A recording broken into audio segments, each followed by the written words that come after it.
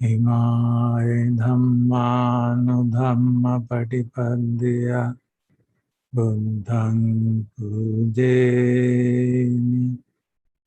धम्मं पूजयामि संघं पूजयामि।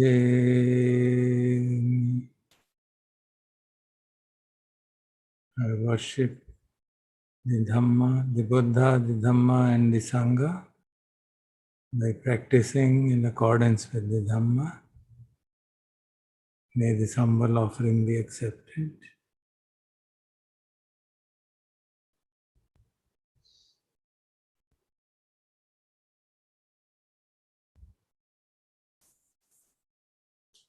हम लोग पिछले 7-8 हफ्तों से चर्चा कर रहे हैं कि क्या चीज़ें हैं जो हमारी धर्म के मार्ग में प्रगति में बाधा बनती हैं।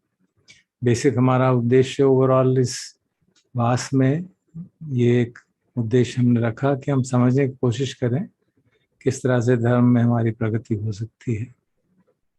पहले हमने देखा कि क्या चीज़ें हैं जिनके कारण हमारी प्रगति रुक जाती है।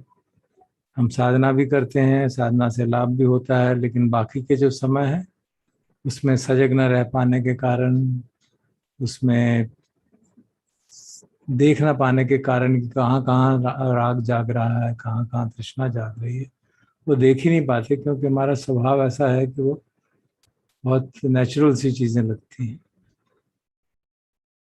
तो इस कारण इस बात को समझने के लिए हमने संज्ञा के सूत्र से शुरू किया, फिर उसको और सूत्रों से जोड़ के देखा कि वो 12 संज्ञाएं हुई। तो उनके बारे में विशद चर्चा की, समझने का प्रयास किया कि वो संज्ञाएं कैसे हमारे को भावित करनी है, कैसे बहुलीकृत करनी है, कैसे उनका असेसमेंट करना है कि वो संज्ञाएं हमारे यहाँ पूरी तरह पुष्ट हुई या नहीं हुई, ताकि जो हमारे दुख का बर्धन है वो रुक सके, दुख निरोध की ओर हम बढ़ सकें।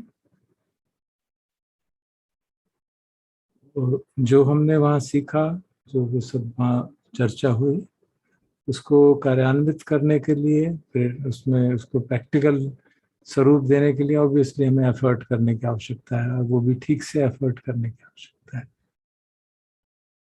जानते हुए भी कई बार हम एफर्ट नहीं कर पाते हैं। क्या चीज़ें हैं जो हम एफर्ट नहीं कर पाते और हमें सक्सेस उतनी नहीं मिलती जितनी हमारी अपेक्षा रहती है। तो मुझे लगा कि इस पे अब बाकी का समय जो इस पास का अवेलेबल है, वर्षावास का, उसमें बाकी समय हम इस पे चर्चा करें कि भगवान ने क्या आदेश दिए हैं, किस कारण से हमारी जो प्रगति है वो आगे बढ़ सकती है, प्रगति क्यों नहीं हो पाती, उसके बारे में भगवान के क्या सूत्र हैं, क्या उनके आदेश हैं, उनको हम ठीक से समझने का प्रयास करें। तो कई सूत्र हैं जिनमें भगवान ने इसकी तरह की चर्चाएं की हैं, तो उनमें से मैंने कुछ कोलेट किए हैं, तो आपके सम्मुख एक एक को उसके एसेंस को जो संक्षेप में पढ़ने का प्रयास करता हूँ। ये सब संयुक्त निकाय में है, 22 चैप्टर में, नवा सुत्ता शिप, और भी बहुत है, मुझे ये संक्षेप में लगा तो इसलिए इसको लिया। तो उदाहरण देते हैं, पहले मैं उदाहरण बताता हूँ कि एक मुर्गी है, उसके 8-10 अंडे हैं, और वो चाहती है कि अंडे जो है सेज जाएं और इसमें चूजे निकलें, और वो उसके लिए कोई एफर्ट नहीं करती है, उसकी इच्छा ही करती रहती है कि चूजे निकल आए, तो निकलने वाले नहीं है।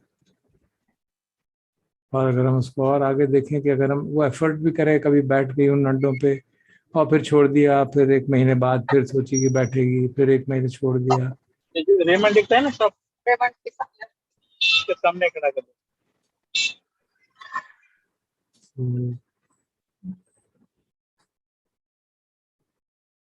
गीता, आप सबको म्यूट कर देंगे प्लीज।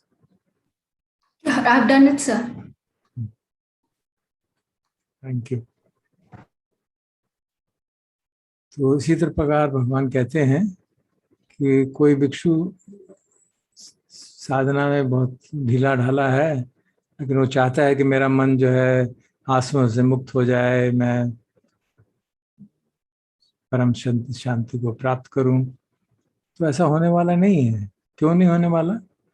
क्योंकि उसने जो आवश्यक फैक्टर्स हैं उनको भावित नहीं किया है। उसको कहते हैं वो अभावितता तिस्स वचनम। ये कारण है कि उसने कई चीजें अभावित नहीं की हैं, अभावित हैं। किससे अभावितता? कौन सी चीजें? तो पूरा डिटेल बताते हैं। चतुर्नानम सतीपट्ठानम, चतुर्नानम सम्मपदानम, चतुर्नानम इद्धिपदानम, पंचानम इंद्रियानम, पंचानम बलानम, सत्तानम भोजंगानम, अर्य से अठंगिक मग्गस। तो ये कुल मिला के 37 फैक्टर बनते हैं, इनको 37 बोधि पक्षी धम्म कहा जाता है। तो भगवान का ये आदेश है कि ये 37 बोधि पक्षी धर्म हमको डेवलप करने हैं।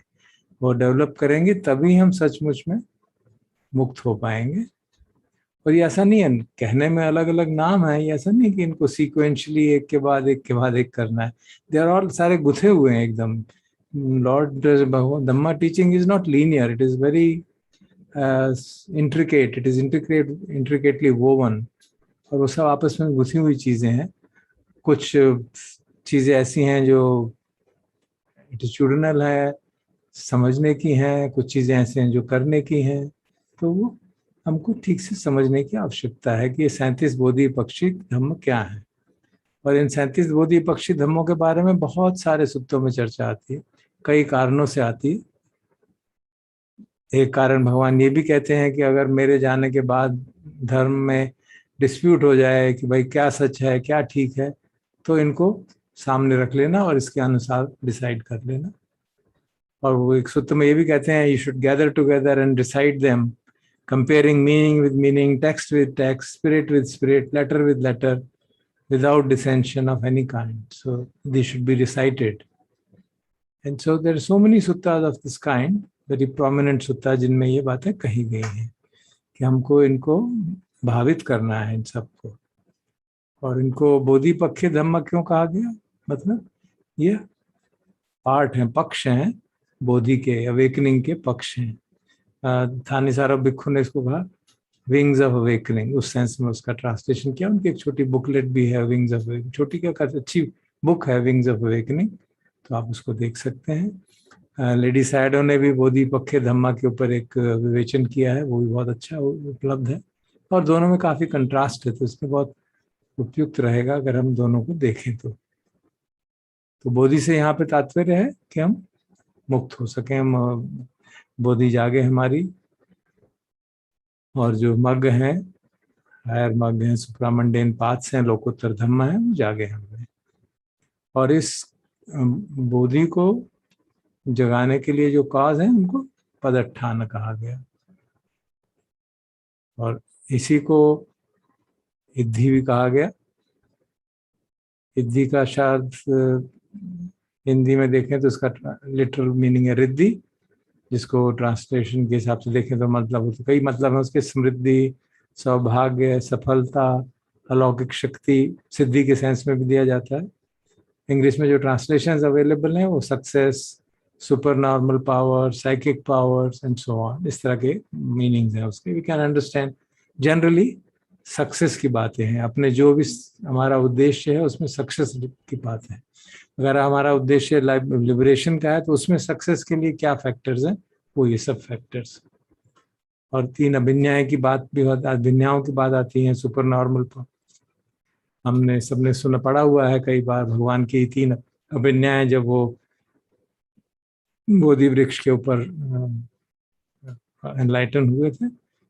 3 मुख्य अभिन्याय ये थी, recollection of his own past lives, very long series of past lives, then knowledge of death and rebirth of beings, कि लोग किस तरह से कर्म सिद्धांत को समझा, किस कर्म के रहते कैसा अगला जन्म होता है, फिर उसके रहते उस जन्म में क्या किया, उसके रहते अगला जन्म कैसा हुआ, तो ये सारा उन्होंने समझा। Actually he saw it with his divine eye. And then the third अभिन्याय is the knowledge of final liberation. तो ये प्राइमरी अभिन्याय कही जाती है, लेकिन इसके सिवा और भी कई अभिन्याय हैं, जैसे जो साइकिक पावर्स कही जाती हैं, जिसके बारे में हमने काफ़ी चर्चाएं सुनी। जब हम मॉर्निंग सेशंस में महामौगलाना के बारे में पढ़ रहे थे तो हमने सुना किस तरह की साइकिक पावर्स हैं उनके पास, कि आप जो एलिमेंट्स हैं 5 महाभूत उनको बदल सकते हैं। तो किसी भी चीज़ को कैसी भी रूप में चले जाएं, आप पानी पे चल सकते हैं, एक दीवार में से बाहर निकल सकते हैं, उड़ सकते हैं, विभिन्न लोकों में जा सकते हैं, अपने एक के मल्टीपल फॉर्म्स बना सकते हैं। So these are all kind of siddhi या अलौकिक शक्ति जिसे कहा जाए, वो डेवलप की जा सकती है। और त्रिपिटक में दोनों तरह की बातें आती हैं। एक इद्धिपाद की अधिकतर बातें तो सुपर नॉर्मल साइकिक पावर्स के बारे में आती हैं, फैक्टर्स ऑफ सक्सेस के रूप में। लेकिन एक और जगह बीच बीच में ये भी बात आती है कि हमको अगर मुक्त होना है उसके लिए भी ये आवश्यक है। ये जो रिद्धियां हैं और ये जो इद्धिपाद हैं, चतुर्नाम इद्धिपाद, ये आवश्यक है। इन जो 37 हमने बोधिपक्ष धम्म हैं, इनमें से काफी से तो हम फेमिलियर हैं, हम ध्यान चुके, अभ्यास कर चुके हैं। 4 सतिपट्ठान से हम फेमिलियर हैं, 4 सम्मापदान से फेमिलियर। सम्मापदान मतलब राइट एक्सर्शंस, राइट एफर्ट, जो सम्मा वायामो अष्टांगिक मार्ग में बेसिकली वही है। तो उसके अंदर जो नेगेटिव एस्पेक्ट्स हैं उसकी ज्यादा महत्व है। हाँ, चतुर्नाम इद्धिपादम शायद हमने उतना डिस्कस नहीं किया। 5 इंद्रियों की बातें, 5 बलों की बातें हमारी चैंटिंग में भी आती है, उसमें 22 इंद्रियों की चर्चा है। 7 भुजंगों की भी हम चर्चा करते हैं, उसमें चैंटिंग में आती हैं उसके बारे में।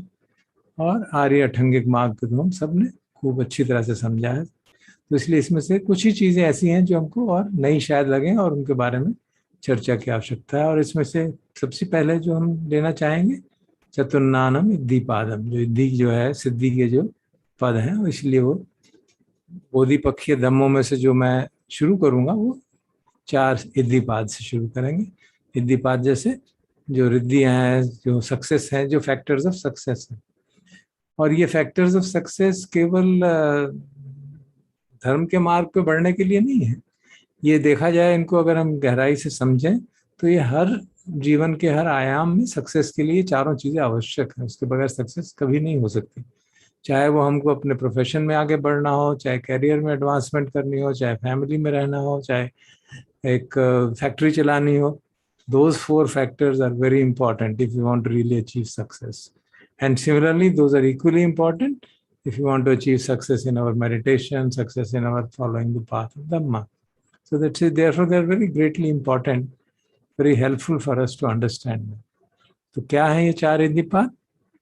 पहला है छंद, इसकी चर्चा भी पहले भी हो चुकी है छंद के बारे में। वीर्य, चित्त और मीमांसा। तो छंद का मतलब क्या हुआ? छंद को अंग्रेजी में ट्रांसलेशन जैसे इसका करते हैं वो डिजायर, पर्पस, इंटेंशन, एंथुजियाज्म, और साधना के रूप में कि जो भी काम करना चाहें, साधना करना चाहें या सांसारिक उपलब्धि करना चाहें, उसकी हमें सबसे पहले उसके प्रति इच्छा होनी चाहिए, उसकी विश होनी चाहिए, उसकी एस्पिरेशन होनी चाहिए। और वो एस्पिरेशन एक मामूली हल्का फुल्का ये हो जाए ऐसा नहीं। A strong aspiration has to be there, then only we'll be in a position to move in that direction.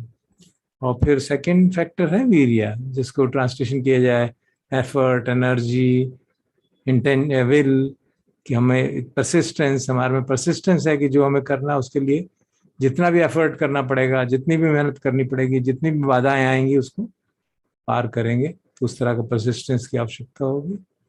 और तीसरा इद्धिपाद है चित्ता। चित्ता अर्थात डायरेक्ट ट्रांसलेशन तो कॉन्शियसनेस ही है चित्त का, but basically it means applying the mind to the task at hand. जो हमारा गोल है, जो हमारा ध्येय है, चाहे वो आध्यात्मिक है चाहे वो सांसारिक है, उस ध्येय के प्रति हमारा इंटेंशन कितना है, हम कितने उससे जुड़े हुए हैं। ऐसा तो नहीं कि कुछ हल्का फुल्का इंटेंशन है, ठीक है हो जाए तो अच्छा है, ना हो तो ना हो, तो फिर सक्सेस होने का चांस बहुत ही कम होता है। और चौथा इंपॉर्टेंट फैक्टर है मीमांसा। मीमांसा अर्थात इन्वेस्टिगेशन या डिस्क्रिमिनेशन, या अपने कामों को बार बार इवेल्युएट करना, क्या ये ठीक कर रहा हूँ कि नहीं कर रहा हूँ, क्या ये उस ध्येय के अनुरूप है या ध्येय के विरुद्ध तो नहीं जा रहे हैं हम, चाहे वो कोई भी किसी भी तरह का ध्येय हो। तो ये 4 इद्धिपाद कहे गए। पाद को ऐसे लिटरल ट्रांसलेशन पद का है पाँव, तो मतलब बेसिस, फाउंडेशन, तो इसलिए इनको 4 बेसिस ऑफ पावर भी कहा जाता है, 4 बेसिस ऑफ सक्सेस भी कहा जाता है, फैक्टर्स ऑफ सक्सेस भी कहा जाता है। तो और क्यों कहा जाता है? क्योंकि यही चीजें जो हैं एक आधार बनाती हैं हमारा सक्सेस का, किसी भी कार्य के अंदर सक्सेस होने में। तो इसके बारे में एक और सूत्र से मैं कोटेशन आपके सामने पढ़ता हूँ। विरद्ध सूत्र है संयुक्त निकाय में, और जो फैक्टर्स ऑफ सक्सेस ये हैं इद्धिपाद, इसकी सारी चर्चा संयुक्त निकाय के 51 चैप्टर नंबर 51 में, उसमें आई थिंक 8 या 10 सूत्र हैं जो सब इसी पे हैं। उसका नाम भी है इद्धिपाद संयुक्ता। तो you can, those of you are interested, you can refer to that. तो भगवान उसमें कहते हैं, because those who have neglected the 4 basis for spiritual power have neglected the noble path leading to complete destruction of suffering. Those who have undertaken the 4 bases of spiritual power have undertaken the noble path leading to the destruction of suffering. अब ये 4 bases जो हैं, छंद, वीर्य, चित्त, विमर्शा, इसको अगर हम सामान्य भाषा में समझें तो उसका मतलब काफी स्पष्ट हो जाता है कि भाई हमको अपने ध्येय के प्रति हमारा कितना एंथुजियाज्म है, कितना हमारा स्ट्रांग डिजायर है, कितना हमारे में परसिस्टेंस है, उस ध्येय को पार करने के लिए कितनी हम शक्ति लगाना चाहते हैं, कितना एफर्ट करना चाहते हैं, और कितना हम उसके ऊपर एकाग्रचित्त हैं उस ध्येय को प्राप्त करने के लिए, इधर उधर मन नहीं भटकता, और कितना हम बार बार रिव्यू भी करते रहते हैं कि हम ठीक डायरेक्शन में चल रहे हैं कि नहीं चल रहे। तो एक डिस्क्रिमिनेटिव, एक पन्या की तरह, तो मीमांसा को पन्या भी कहा जाता है, that we are able to elevate it wisely, intelligently, कि क्या हो रहा है। तो उस सेंस में देखें तो वो एक सामान्य सी बात है जिसकी चर्चा ऑफ कोर्स की जा सकती है, डिटेल में करेंगे हम बाद में। लेकिन जो जब रिद्धियों की बात आती है, और समाधि के जो रिद्धि बल की बात आती है, साइकिक पावर्स की बात आती है, तो it is basically development of concentration using these 4 basis, so it becomes a very strong concentration. तो वहां पे वो जो है, जैसे मैंने निवेदन किया 51वें चैप्टर में, उसकी काफी डिटेल्स अवेलेबल हैं किस तरह की समाधि का अभ्यास करना है।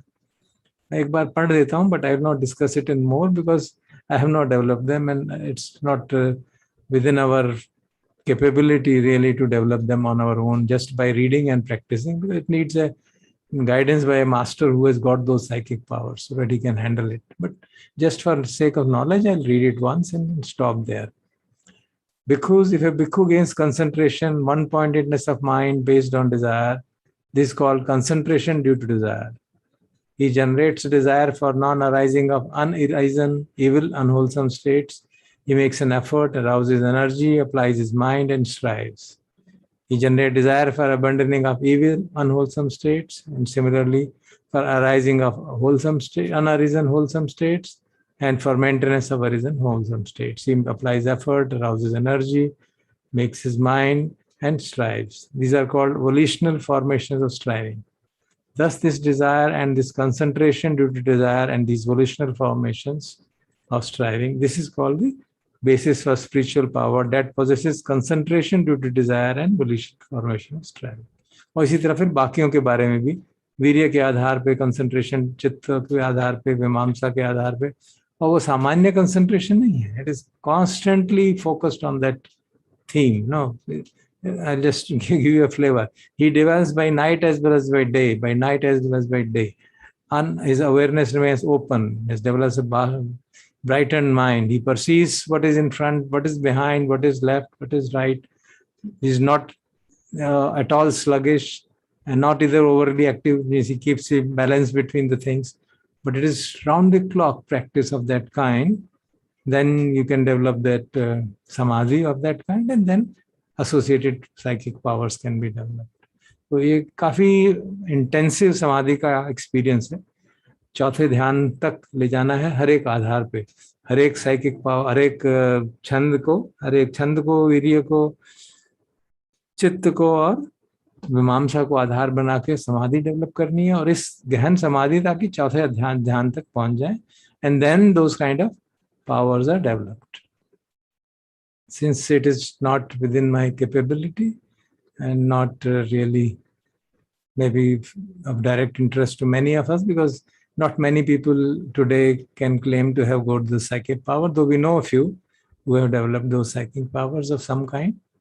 But we'll not therefore discuss this issue of psychic powers.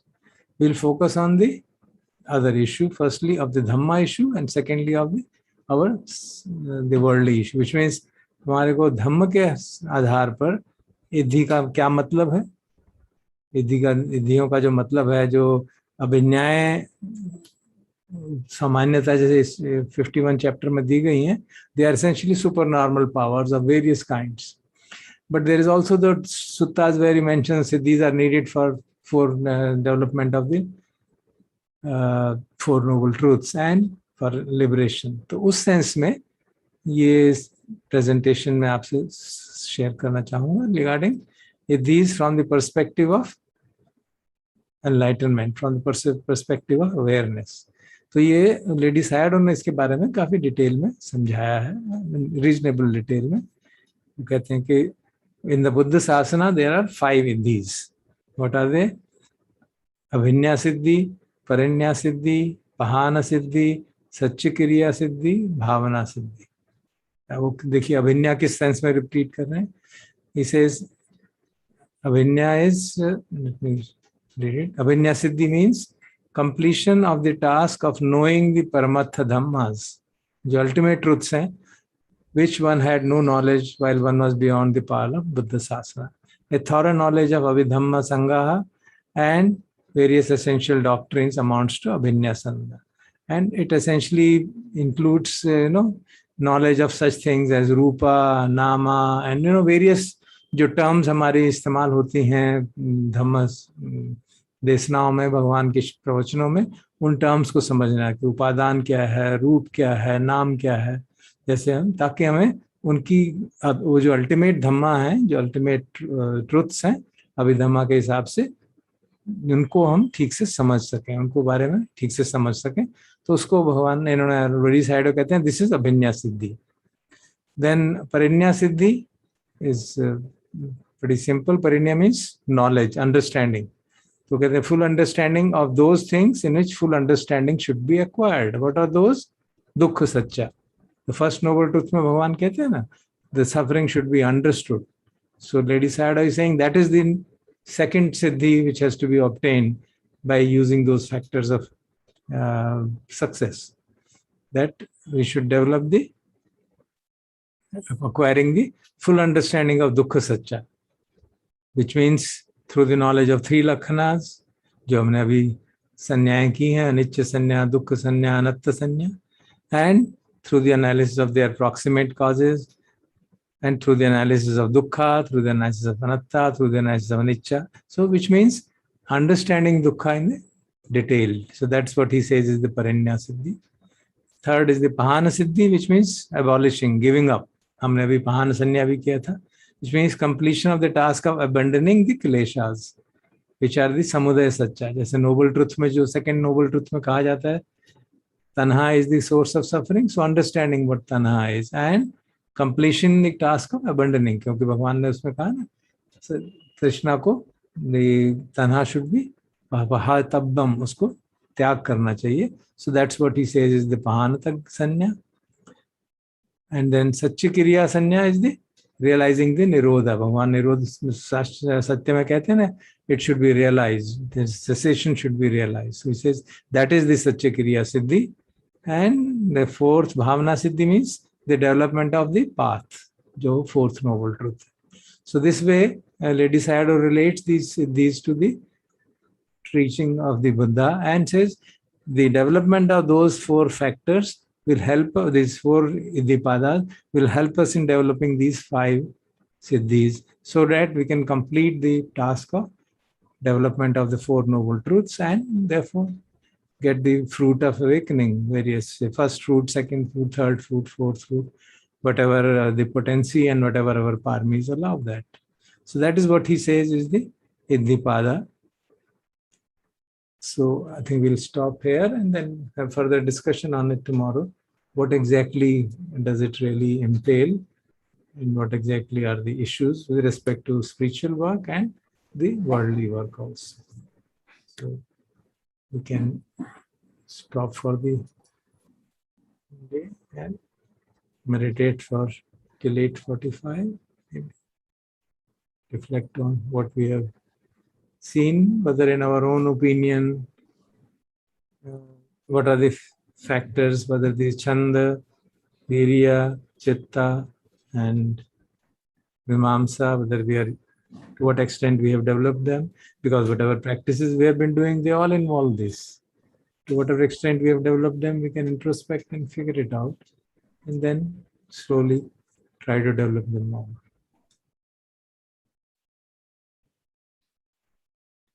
May we all succeed in developing these 4 bases of power, 4 bases of success.